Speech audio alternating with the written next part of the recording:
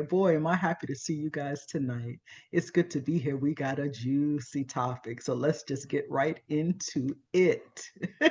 Grieving the parents we didn't have, right? So the first thing we're going to do is name the invisible grief. I'm a little bright here, right? But bear with me, okay? Welcome. Today we're talking about the kind of grief that often goes unnamed. It's grieving the parents we did not have. This isn't about parents who were necessarily absent or abusive, even though it could be. But sometimes it's about parents who were physically present. They were in the house. They tried in their own way, and they still couldn't meet our emotional needs. This grief is subtle. There's no funeral for it. And there's no socially accepted timeline. Really, it's not even ever talked about. And because of that, many people carry it quietly, wondering why they feel sad, empty, or reactive around their parents, even though they're adults. I'm an adult. Why do I feel like this towards my parents? There's a thing. If you've ever thought I shouldn't feel this way, they weren't that bad. Why does this still hurt? Or if you've ever thought, I feel like something is missing, but I can't quite name it, this episode is for you. Today, we're going to explore why that grief, what this grief actually is. We're going to name it, we're going to identify it, why it matters to feel it, because some people don't want to feel it, how it shows up in adult life, and how to grieve in a way that leads to integration. We can integrate this into our lives and not become bitter. So we're going to begin gently. Hold on, get your notebooks out, get your tea, get your blanket. I have my blanket. Get cozy. We're going to talk. Meanwhile, if you're new here, my name is Karen Marinez. I'm an emotional wellness coach. I am so happy you're here. I help the exhausted woman to find peace, to not look outside to people please, to feel, but to take care of herself so that she can be who she is and the best person she can be. Okay? I also help you go back to the past where it all began in our childhood. I hold your hand as we look back together. It can be kind of scary sometimes, and explore what happened to you. There's nothing wrong with you. The question is, what happened to you? Whether it was intentionally or unintentionally, and help us figure out how that follows you today and get you healed. Okay? Say hi in the chat. Hey, Tiff, I'm getting some hellos.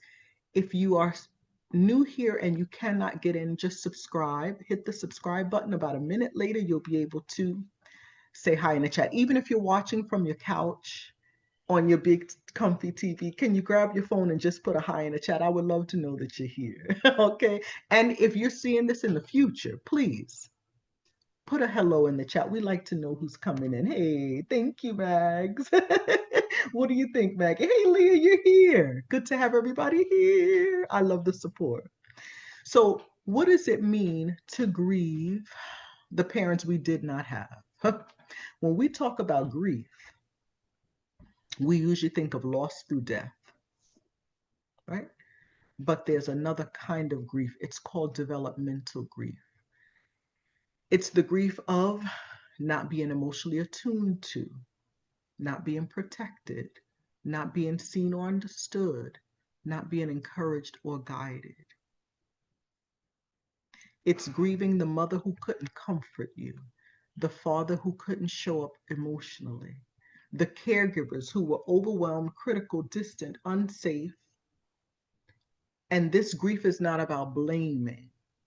Notice I didn't say caretakers who refused to comfort or show up emotionally. I said could not.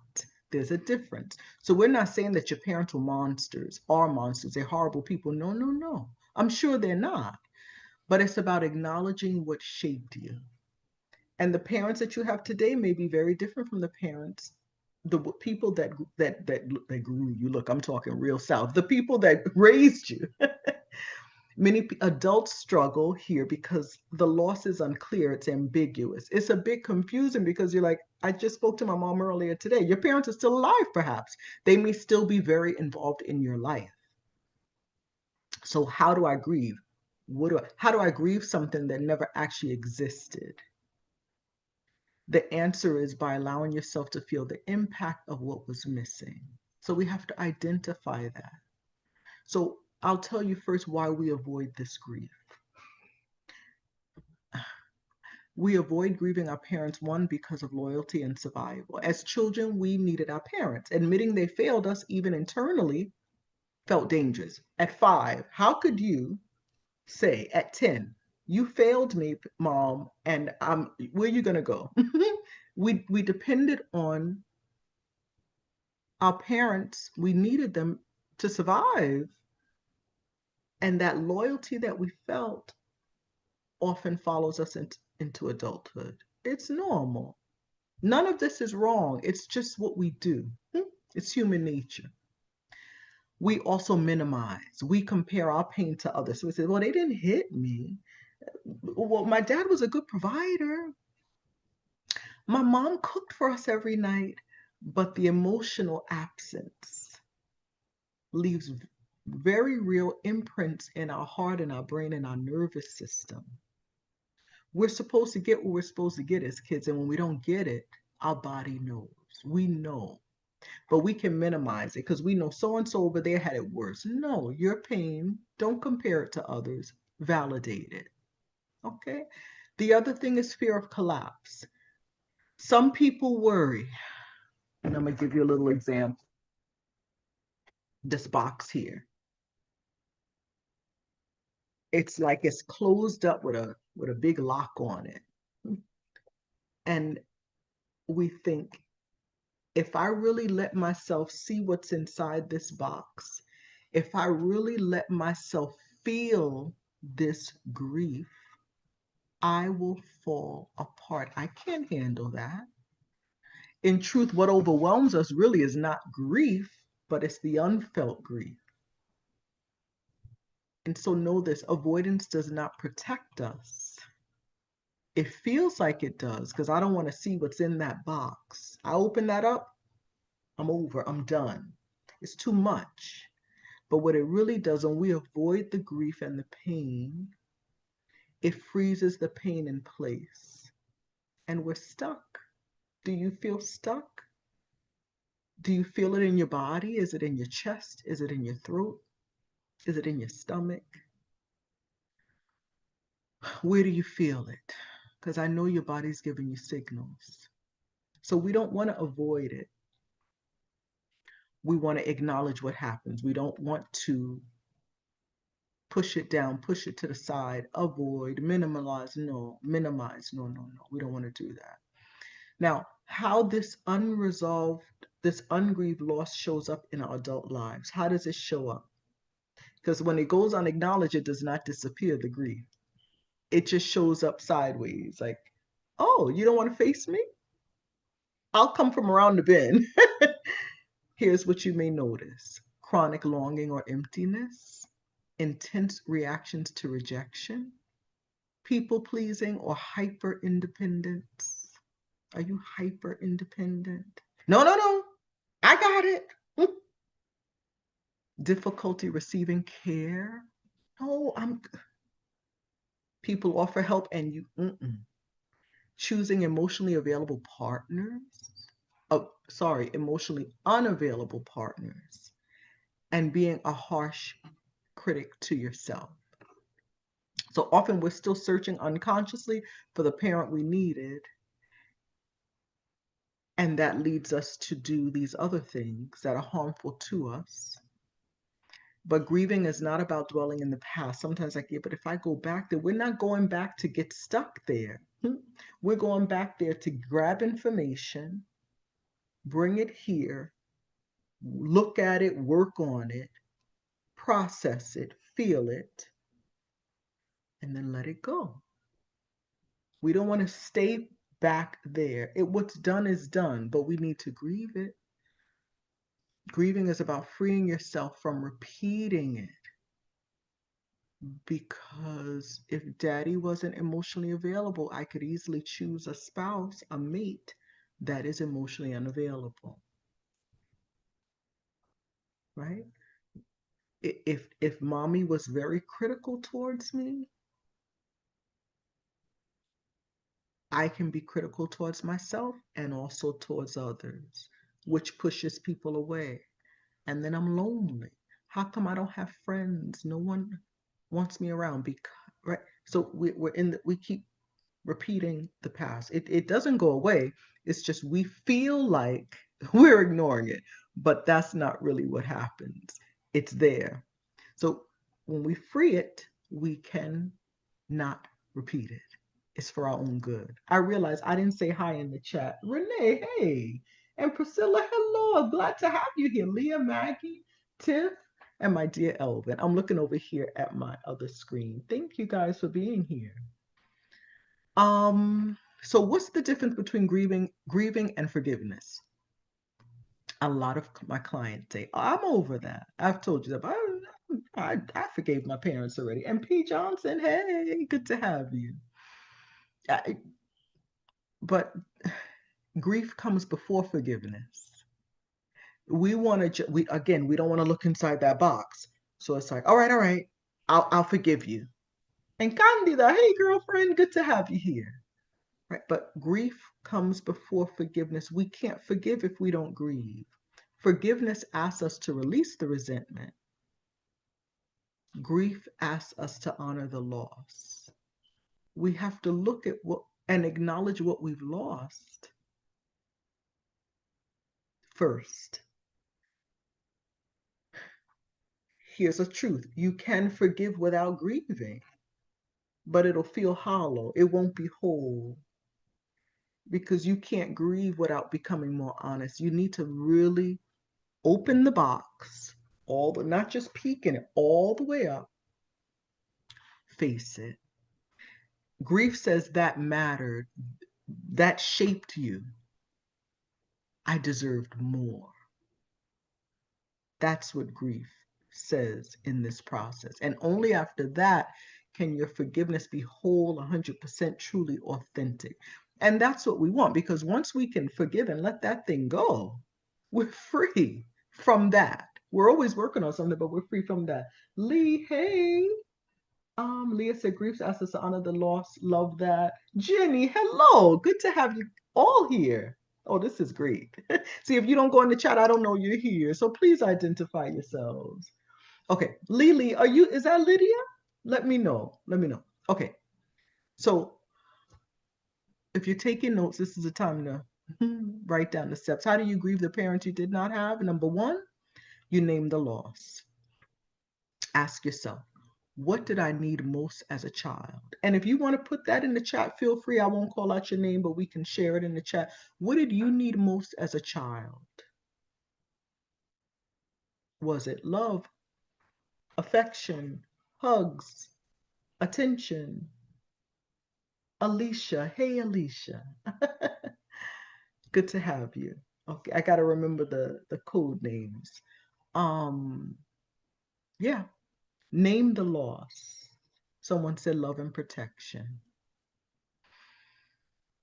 Probably the parents were, yeah, in their own zone, doing their own thing. Gabby and Sam, hey. Okay, so someone says, I needed most of my parents. And what did you need from them? What was the loss? What did they not provide you? The next question in this is, when did I feel alone? You may name the age. You may remember a particular time. This and that was going on. These are things that this and that was going on. And yeah, I don't remember them being around. Oh, they weren't aware, they weren't present. And again, the parent could be physically there, but not present, not connected emotionally to you. Be specific. Think about it. Grief needs clarity. Because again, when we hear the word grief, sometimes we could think of this complete and utter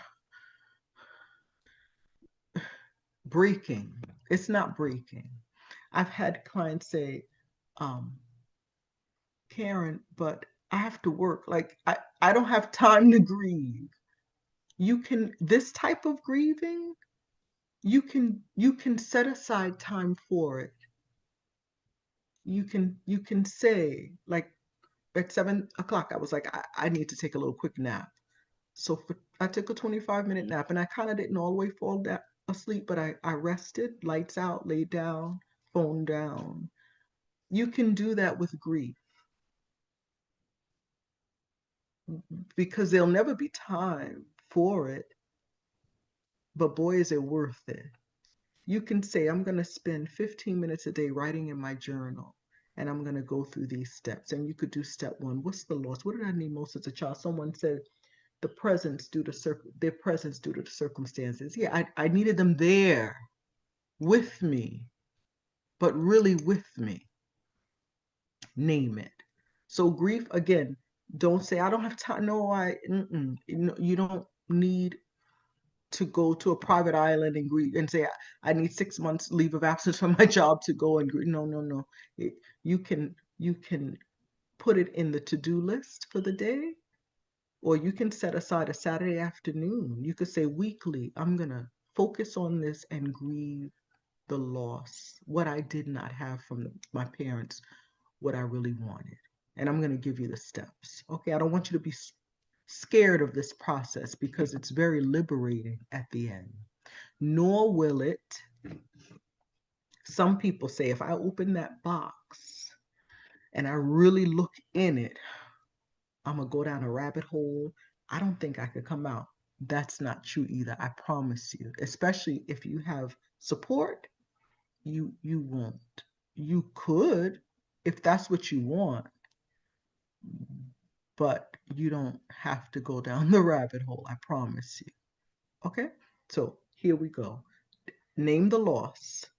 Grief needs clarity. Be very specific. What did I need most as a child, and when did I feel alone? That's very important. Some people have been abused as children. That was hard enough, but the worst part of it was I didn't feel safe enough with my parents to go to them and tell them what happened. That's worse than what actually happened, in a sense, if you get what I'm saying. I'm not minimizing the abuse, but the fact that you couldn't then run to the people who should be your safest place, talk about feeling alone. Okay, and to carry that alone at any age, but especially as a child, that's a horrible, horrible thing. Okay, so that's step number one, name the loss. Step number two, allow the feelings without judgment. This is so, we are very hard on ourselves. So grief could include sadness, it could be anger, and it could be a mix of these things. Envy. You say envy? Yeah, like, why couldn't I have so and so's parents? Look at them and look at me. Look at what they have and who they are, how they walk in the world, and I don't have that because of what the parents that I was given. It could be tenderness, that you're very sensitive and introspective and sad and reflective. All of those things are good. All of it belongs. And you're not betraying anyone by telling the truth. It's your truth to tell. You may be one of 5 or 6 kids, and you may have your own, each of you have your own experience in that household, right? So tell your truth to you. This is you and you talking and journaling and thinking and reflecting and meditating and feeling and crying. Some people say, I can't cry. Look for a sad movie. Cry with the movie, but your body will know that you're releasing tears for what you just thought about. And you just can't, because sometimes it doesn't even feel safe enough to cry. You have to feel safe to cry.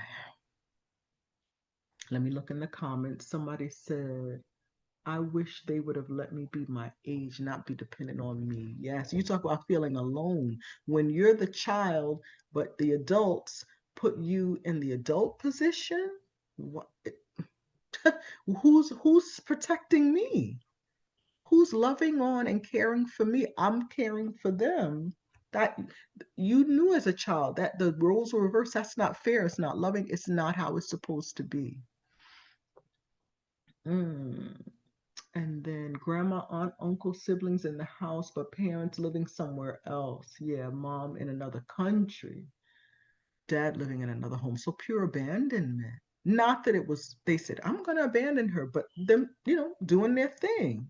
Probably went to another country to pre- prepare a better life for the kids. But in the meanwhile, I'm left alone. Yeah. And then someone says, still struggling as an adult with some envy of some families I know. Yep. That's part of the grieving process. But we have to identify. Good job. Y'all are doing so good. So when we feel those things, like somebody that feels envious, you could be like, I should. That's not Christian. That's not being a good person. It's okay. Don't judge. Just allow the feelings to bubble up and flow. Write it down. Why do I feel envious of those people, those families that I know? What is it that they have that I don't have that I wish I had? That's part of the grieving. Don't think of yourself as a horrible person. Just write it down. Okay. Step number 3, how do you allow those feelings without it just consuming you? I'm going to thank you. That's a really good question. Let's finish the steps and then we'll circle back. Okay. Step number 3, let the body participate. Grief lives in the body. You may notice a heaviness in the chest. That's why I said, where is it? Where do you feel it? A lump in the throat. Here's a really good one. Fatigue. Some people are forever fatigued, exhausted. It's because you're carrying this grief around and you're not paying it any attention. What can we do? Slow down. That's why we run, because we think we can run from it. But if it's inside of us, there's nowhere to go, nowhere to run, nowhere to hide. Breathe. Diaphragmatic breathing. I have videos on this YouTube channel about diaphragmatic breathing. It's not breathing from here, it's breathing from the diaphragm. And you breathe in, you don't even have to count. Breathe in and breathe out and sit. Let the sensations move. Where do you feel it? Where do you? Diaphragmatic breathing is so understated, underrated, but it is so good for healing, for bringing us back to. So, Tiff, that's one way. How do we not let the grief consume us? We set a time, like, you know how you say, well, I use the example of the nap, but some people say, they're arguing with their spouse and it's like, you know what, let's not do this. We promise we're not going to argue. Let me sleep on this.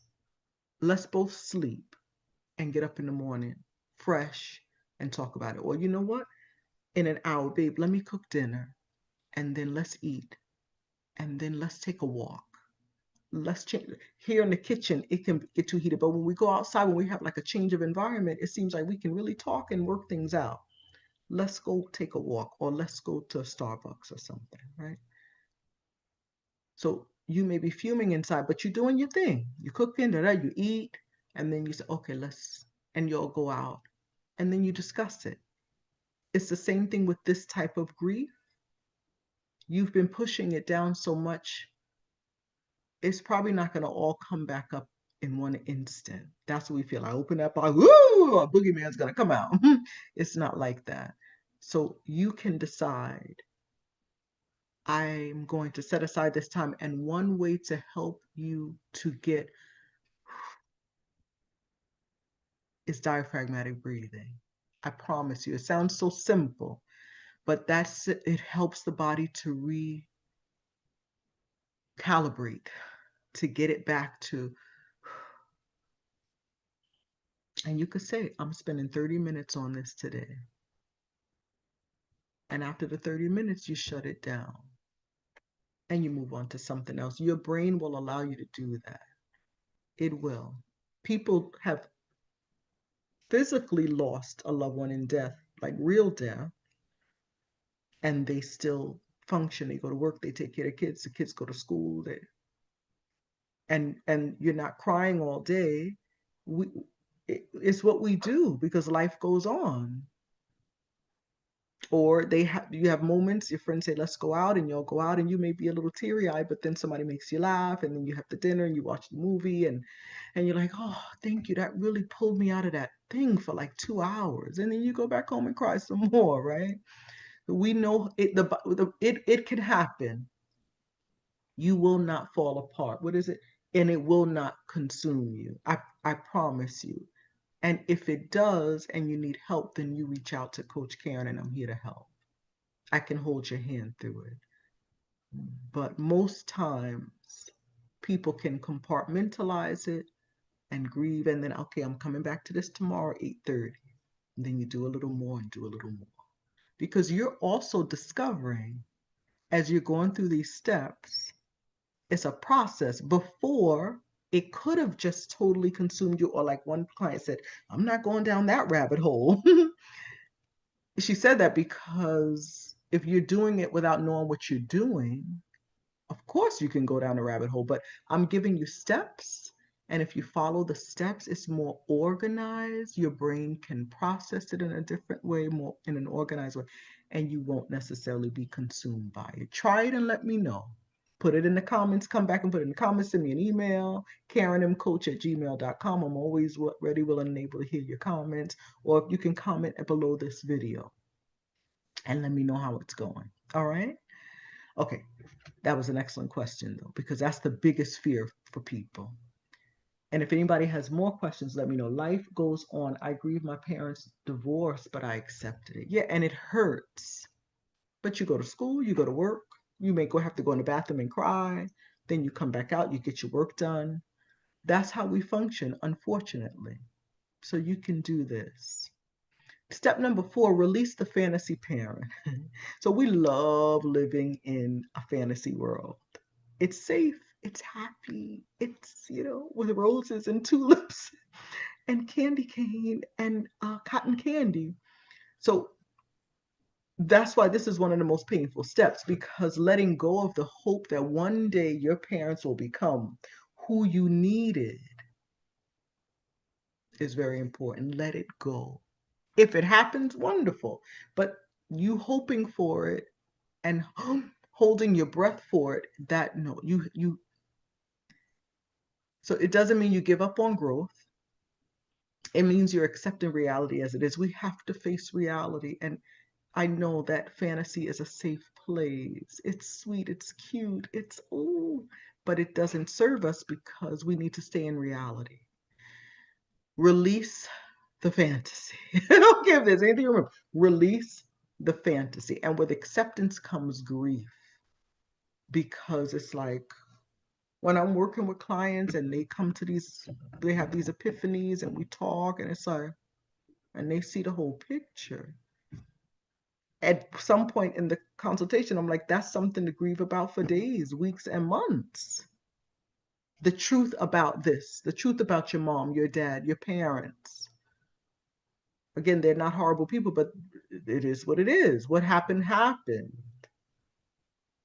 When you accept that, it's like, and you come out of that fantasy world and you accept reality, ooh, that brings some pain and some grief. It hurts. Like, your shoulders drop and it's just pure disappointment and then anger and all the things and then deep sadness. Like, oh, that's why we stay in the fantasy world. It's safer, it's prettier. But when we start accepting, there comes the grief. We want the grief to come.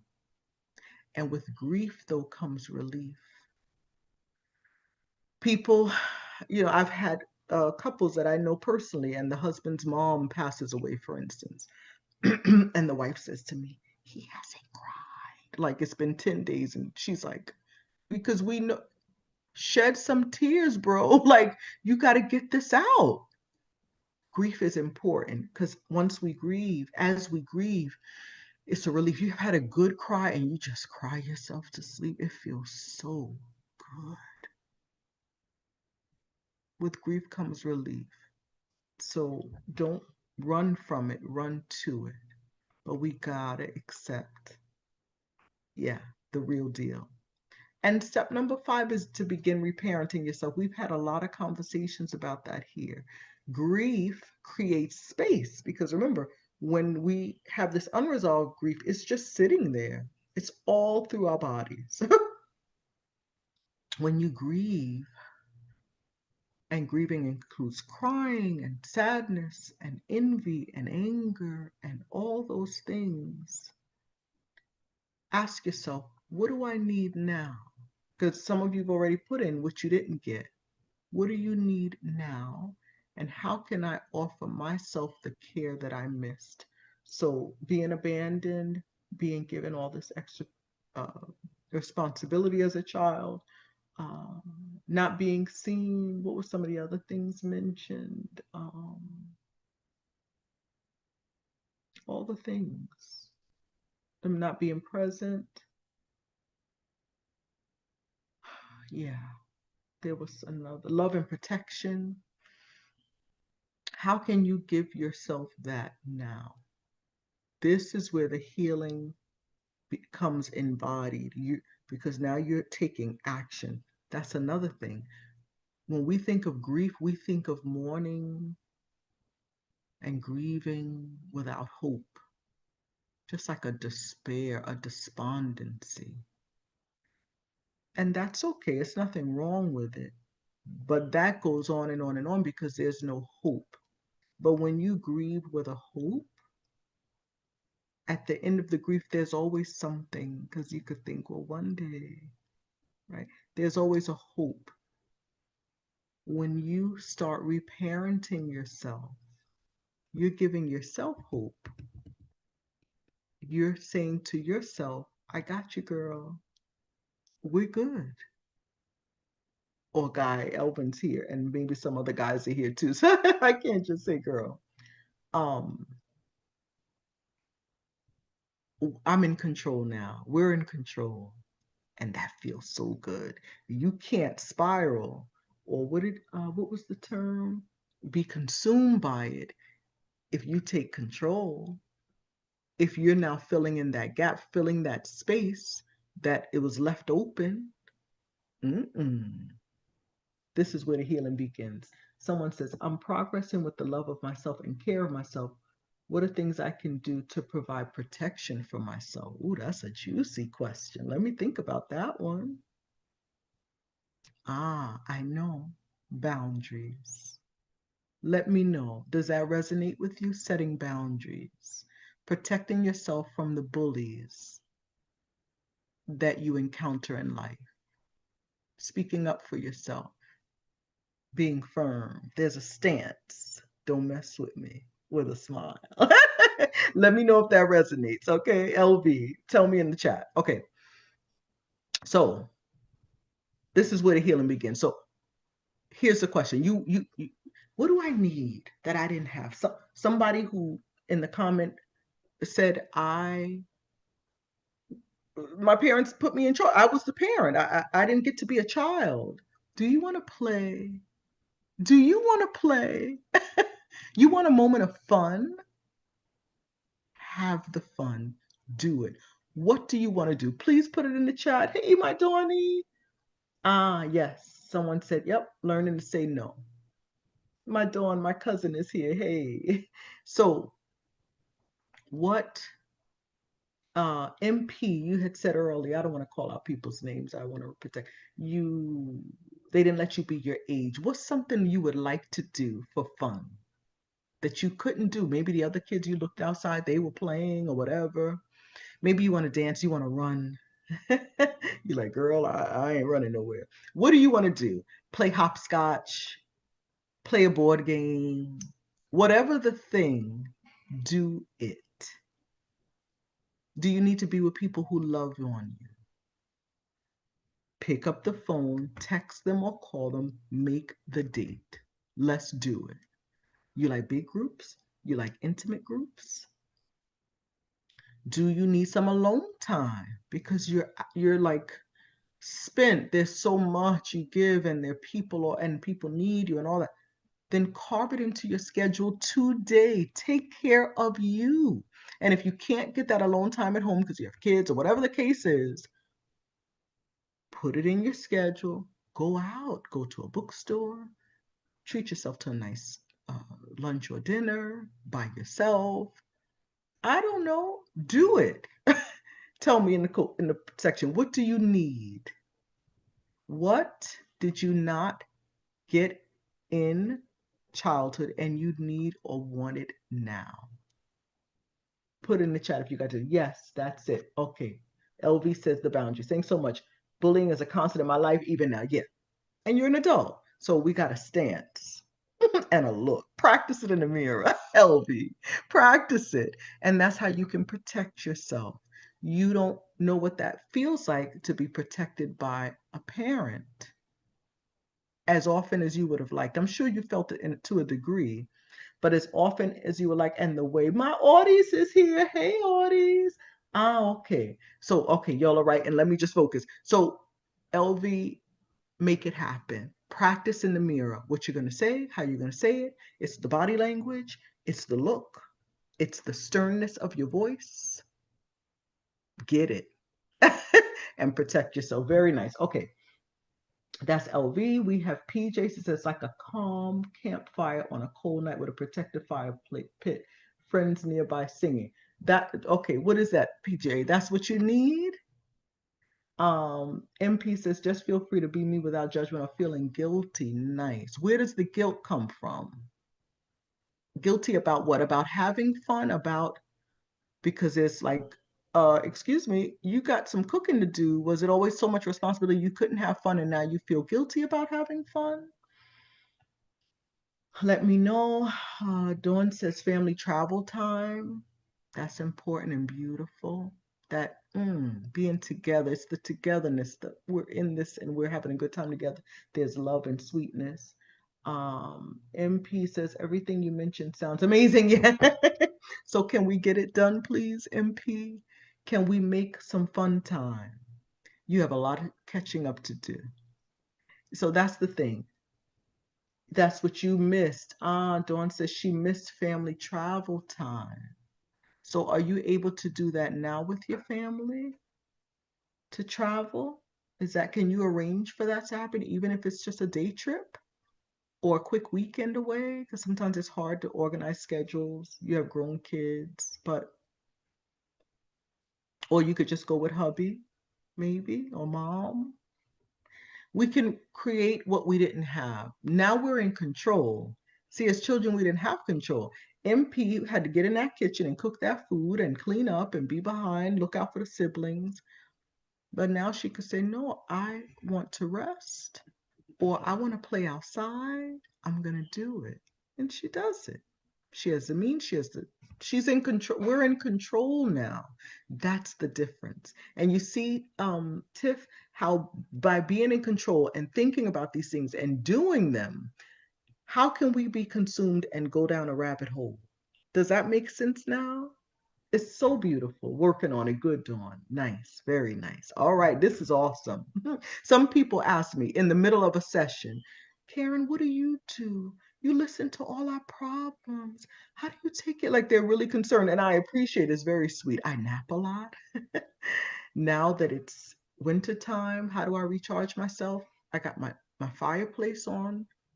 Either I watch TV, now I'm curling up with novels. In the last 3 weeks, I've read a book a week. Just in that's where I go into fantasy land. And it recharges me because my mind, I'm in the story. Exercise, I'm working on it. I've been consistent the last 2 weeks, at least 3 times a week. I found a girl on YouTube that I really like. She is very real and I can identify with her. I'm not a mom. She's a mom of 3 and she's taken us through her births and she gets her body whipped back in shape. She just do 10 minutes, do 20 minutes. So I've been doing 10, 20 minutes. That feels really good. And I'm proud of myself because I'm taking care of myself and I feel more energetic. Dancing salsa. I'll put salsa on just today. I was cleaning. I had salsa on. Elvin came. I was like, let's dance. And we did a little salsa in the bedroom, right? Listening to music. I have music on often in the car, in the house while I'm doing stuff. I love to sing. So singing, sitting, learning the words to songs, It takes my mind off of everything. I'm in another zone. And then quality times with my friends. And I don't like, oh, let's go out 10, 20 of us. I like small, intimate groups. Maximum 4 or 5 is the 2 or 3 is even better. Two, just us two is better. Me and one other person. And I'm just, I love it. That's me. That's how I recharge. That rejuvenates me. It gives me quality time. That's my love language. Um, it, yeah. The sensory with the music, and I sing and all of that recharges me. And that's how I spend quality time with myself, singing and writing and learning a song. And we need to do things that to consume us, and it takes us away from everyday life and what we're, the things that stress us. We need to back up from it, disconnect in a way. I love going away. I love to travel. I took 3 weeks off from YouTube, and me and my husband went away to Connecticut just for like 3 days. It was so cold. We didn't do any touring or anything, just rest. Sometimes just being outside of these 4 walls. When we're home, there's always something to do. I'm looking at my table. When I finish, there's stuff to clear off the table. There's always something to do at home. The garbage is, all right.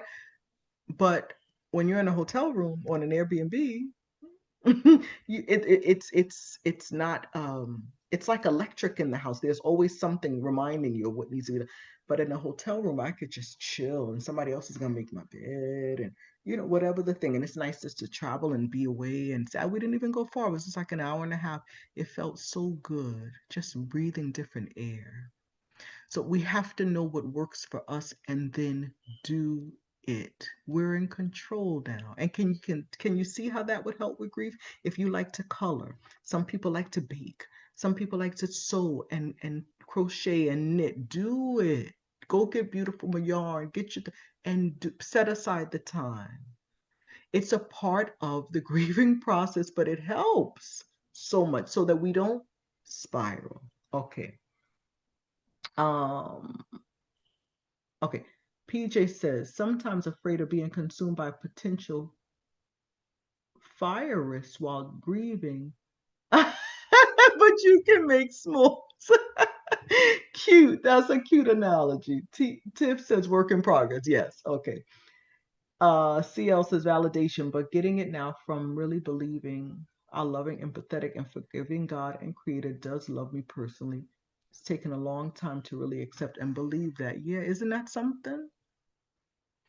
When we work on our emotions, everything, even our spirituality, improves, because we could even have a block. When we're stuck, there's a block. It's right here. So no matter who we try to get close to, whether it's a person, whether it's a God, whatever it is, the person, there's something blocking it because it's this big thing, just boulder. When we can process that grief and move it to the side and forgive and move on, oh, everything improves, I promise. Please try this. It is such a liberation from what was and what I have now. Okay. Okay, PJ says s'mores, layers of your favorite things. Nice.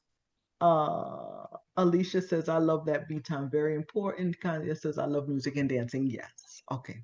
So we need to make that time for ourselves. We need to figure out what is it that I want and need. It could be something physical. It could be something like to escape within our circumstances and all that. Do it so we can be refreshed as we grieve. Doesn't this look different from spiraling out of control and being unconsolable? What we thought it was grieving. Let me know if it looks very different to you. I hope so. Number 6, what changes after we grieve? This is part number 6. I'm sorry. I have my own notes, but those were the 5 steps. Okay. When grief is integrated, many people notice less emotional charge around parents. Sometimes it could just be a phone call and it's like, oh, you just see their name in a circle because you know what's coming. You don't want to, or hearing their name or hearing their voice or them coming over, whatever the thing. You'll be less emotionally charged about them, less triggered. Wouldn't that be nice? You'll have clearer boundaries with mom and dad or whoever the caretakers are. You have more compassion for yourself and others and them. And you have fewer unconscious reenactments because sometimes we just repeat the same blow ups and all that stuff over and over. Okay. So grief does not harden us. Some people think, no, it softens us in all the right places. And we become more empathetic, more compassionate, more loving, even towards our parents. It's funny, this is what happens. We have this thing with them, but don't let anybody else talk about them. And we don't dare do it either. But when we face it, we're not talking about when we face it and we grieve and we deal with that, it actually softens us. Isn't that beautiful? And that's what we want. We're probably hardened because remember the results of not getting what we want, we don't trust. I got this, we're super independent, and all maybe rough around the edges. We have these triggers and we go off on people, all the things, or we go inward and we don't want to engage with other people. Grief softens us in all the right places. Here's a quote I found and I love it. It's an anonymous person. It says, "The pain passes, but the beauty remains." So it's just like the death of a loved one. The pain is so deep in the beginning, but as time passes, it lessens. It never goes all the way away because it's a hole in our soul. That person is a hole in our life. No one can fill that. But what bubbles up are the sweet memories. Like my dad, I lost him in 2014. And when I think about him now, I laugh. It's always something. I'm like, Elvin, what would my dad say now? Mom, Keisha, I talk to my sister, what would daddy say about that? Because he was comical. And I remember those things and it always makes me smile. Sometimes I listen to certain songs and I get melancholy. But then I think about something or just his peculiarities and it cracks me up. And then we'll laugh about it. And then we do things to honor the person. We do things that they would have loved to seen us do. If he was alive and he would be here faithfully Mondays a day, he'd be like, "Karen, you going on tonight?" He would be so proud. He'd be telling everybody, all his friends, "Listen, I don't know how to send the link, but I'll have her send it to you." He would have a list. "Karen, send the link. I told this." He would have been so proud. He was always supportive in that way. So my grief is not just a constant thing of sorrow. My grief turns to thinking about my dad and remembering him and honoring him. And it's the same thing when you grieve the parents that you did not have, even if they're still alive, when you have interactions with them after you go through this. And then through the grief comes the forgiveness, and you let go of the resentment. Can you imagine the relationship you can have with your parents? Like a new rebirth. They'll be looking like, because you won't be so triggered. You'll be able to really enjoy them. You'll be able to see the good in them and focus on that. You may have to set every relationship needs boundaries, but you may be like, you know what, my mom is good for like an hour. I can do an hour. But now that hour is like, I can overlook the stuff because I know she did the best she could with what she had, and she's still doing the best she can with what she has, which is look at her mother. And you can see it. But we can't jump to that. Don't skip the grief. Help it to get you soft in all the right places. Okay, let me review the steps in case you're taking notes. Step 1 was name the loss. This is how to grieve the parents you did not have. Name the loss. Number 2, allow the feelings without judgment. Don't criticize and judge yourself. It is what it is. Grieve as you please. Don't let yourself tell you not to, okay? Number 3, let the body participate. Grief lives in the body. Take your time, breathe, do that diaphragmatic breathing, practice it. It took me time. I had to practice it. Number 4, release that fantasy parent. Let that fantasy, that bubble go. It never was, it won't be probably. Face the truth. Let's be real. And number 5, start reparenting yourself. You want fun? Go have it. You want alone time? Get it. You want quality time with some friends? Call them and make let's get our schedules together. I need this. Let's do it. Do it. What's holding you back? Just do it. Please, that's your assignment. Do the thing and enjoy it. And like, know that you're doing that for yourself. It's a beautiful, beautiful thing. Dawn says, lovely. I love the idea that grief can soften you. Yes. Maggie, grief doesn't mean betrayal. Exactly. I told you it was going to be good. I'm all worked up. Let me share, before we close out, let me share a message that I received today from one of our lovely, faithful viewers.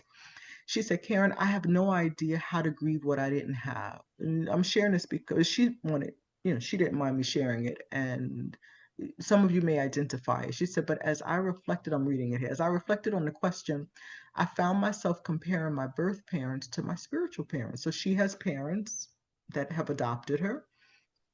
She calls them her spiritual parents. She said, I asked myself, what did my spiritual parents give me that my birth parents did not?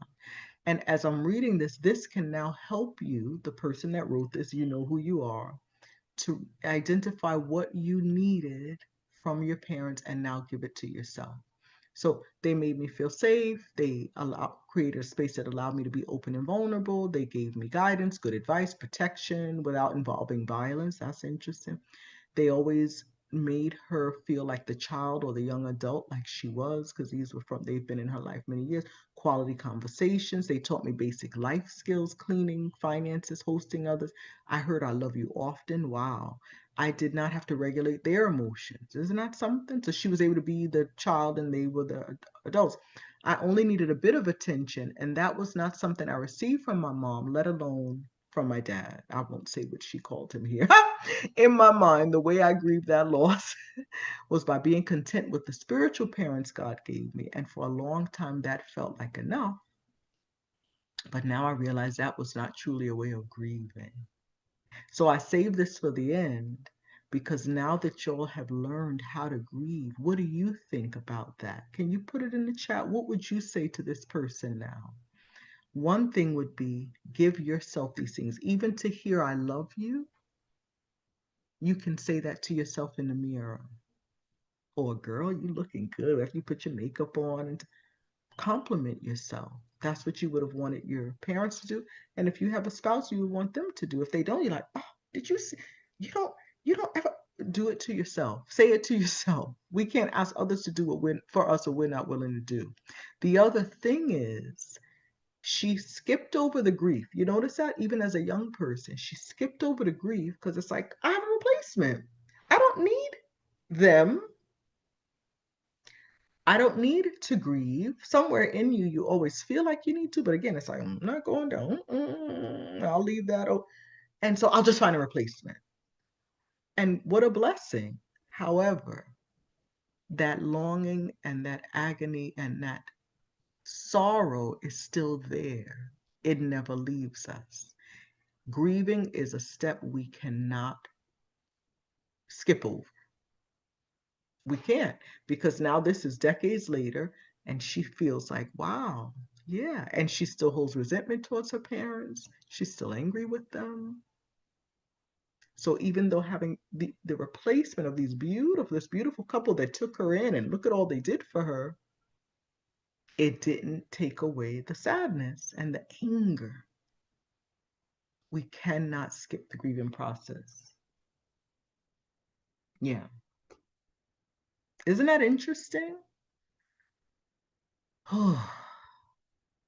So the person that wrote this, I say to you, grieve the loss of what you did not have from both parents. Some are grieving just from one parent, but some of us are grieving both. And acknowledge it. Be grateful you had this couple, but it could never replace. It's a substitute. Sometimes we're looking for replacements, but we're enjoying them and we're still about the parents. We have to clean this up. Yeah, we cannot get around it. Very, very important. All right. If you have any thoughts about that, you can put it in the chat. Anyone, not just the person that wrote that in. So, as we close, it's been a good one, girls, guys. Elvin is here too, and there might be other men here. If you are here, hey guys, or you're watching later on, hey. Grieving the parents you did not have does not mean you're ungrateful. Because like, oh, but my parents are good, and we're not saying that they weren't, but there was something lacking. Delvin laughed. Yeah, I'm acknowledging that you're here, E. No worries. Grieving your parents doesn't mean you're ungrateful. It means you're honest. Okay. But you can honor what they gave you. Notice this, and mourn what they couldn't. Again, not what they wouldn't or what they refused to, what they could. We have to realize that they could only give what they had. And people realize it when they have children and they see the parents transformed. Now, as grandparents, they're soft and cuddly and don't know, and they chit talk with like, you never did that with me. They've changed. They're different. They see life differently now, years later. So they're different as grandparents, but they still may be the same with you. So honor what they gave you. They probably gave you a lot of good things, and mourn what they couldn't. It's a balance. In the grief, we don't turn against them. We just look at them honestly. Part of that honesty says, what made them become the way they are? And we may need to find their story. I've sat with people and they don't know what their parents' story is. That I would say go down that rabbit hole. Do that. Take that journey. Ask around. If they're not alive or they refuse to tell you, ask one of their siblings. What was like, what did y'all grow up with? What was grandma and grandpa like? Because again, grandparents are different with us than they are with their own kids. Do some investigation, some digging. It can help you to understand why your parent could not give you what you needed. You get it? So we can honor them, what they did give us, mourn what they couldn't. And let's close out with an affirmation. But first, let me see. Candida says, yes, hurt does come back even decades later. Give an acknowledgement.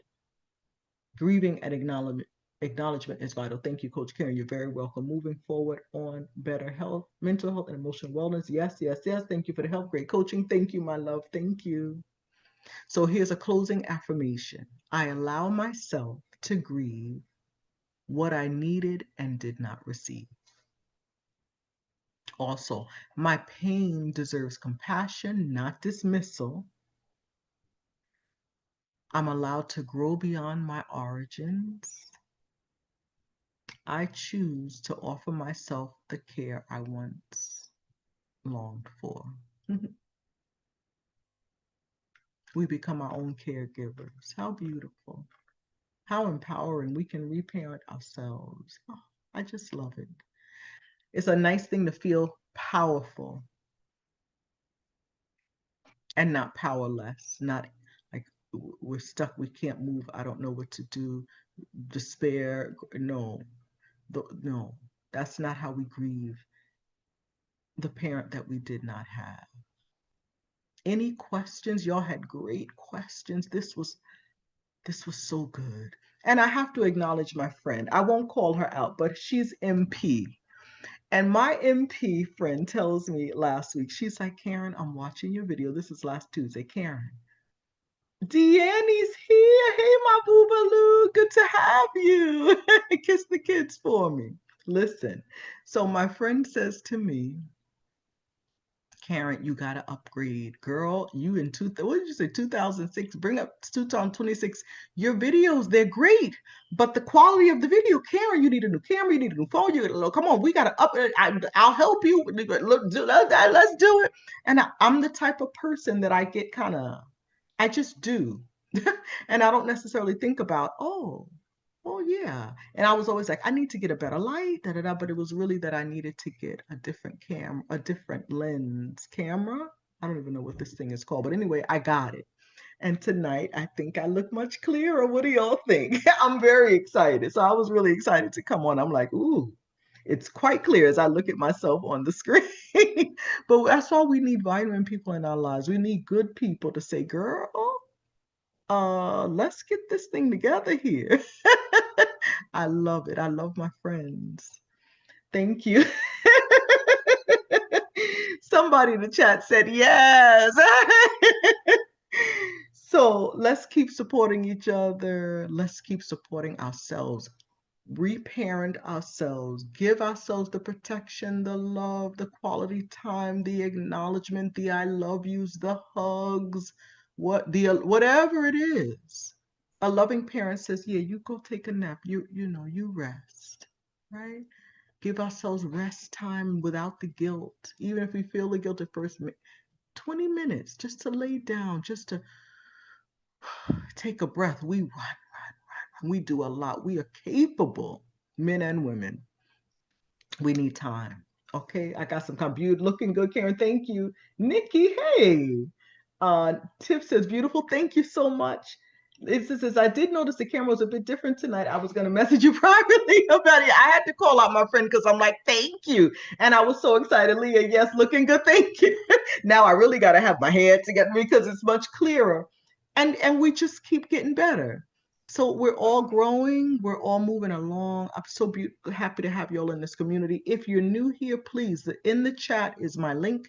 If you're seeing this later, the link will be down up under. Also my email. Somebody reached out to me today and said, Karen, I've been trying to reach you. Are you taking new clients? I said, of course, yes.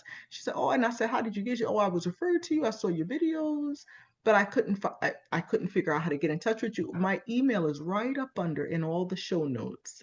Growing and glowing. That's it, Leah. Growing and glowing. Yes. Samantha, hey, my sugar plum. Oh, it's so good to have you here. Thank you for getting in the chat. I appreciate it. Thank you, Karen. You're the best. You are too, my love. Big hugs.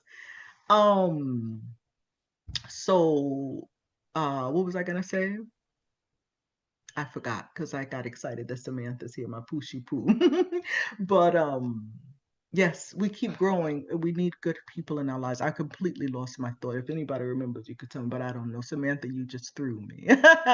Anyway, yeah, we keep growing and glowing, and we work together and we support each other and we're doing our best. Let's keep at it. Less guilt for taking care of ourselves and giving ourselves the attention, less of everything, more rest, more quality time with ourselves, more doing for ourselves, and less running. Oh, I was saying how to contact me. Thank you, Itza. She is my brain. Thank you, Itza. Yes, so if you want to reach out to me, my information is down in the chat. Karen M. Coach, M as in Marinez, at gmail.com. Email me if you'd like to meet with me privately. She found me and she reached out to me on my phone. And I'm like, yeah, we'll put you in the schedule, what you need, But if you would like to be in the chat where you can get updates of what I'm doing, what the next topic is for next Mondays at 8, please get in the chat. It's there in the live chat here. It will be in the show notes up at the end for those that are watching this later. It'll be right down there. How to contact me, my WhatsApp group, my Instagram, all the stuff should be down there. All right. Big hugs to y'all. We hung out tonight. We did a full hour. This was awesome. Audie, thank you, my love. Just clearer. I think I could still adjust the lighting a little bit, maybe a little more toned down. I'm looking at it here. We'll get it, but it's more clearer. That's what we want, better. Los quiero. Love you so much. Be well. Okay? Take care. And I'll see you soon. Bye. Celeste. Hey, Celeste. She says, thank you. Appreciate you. Love you too. Kisses. Thank you, says Alicia. You're very, very welcome. Come back now. Y'all come back now. It's a yeah. I'll open the chat if you have anything to say. Join PJ says, hey, mwah. Love you guys. Big hugs. Talk to you soon. Bye now.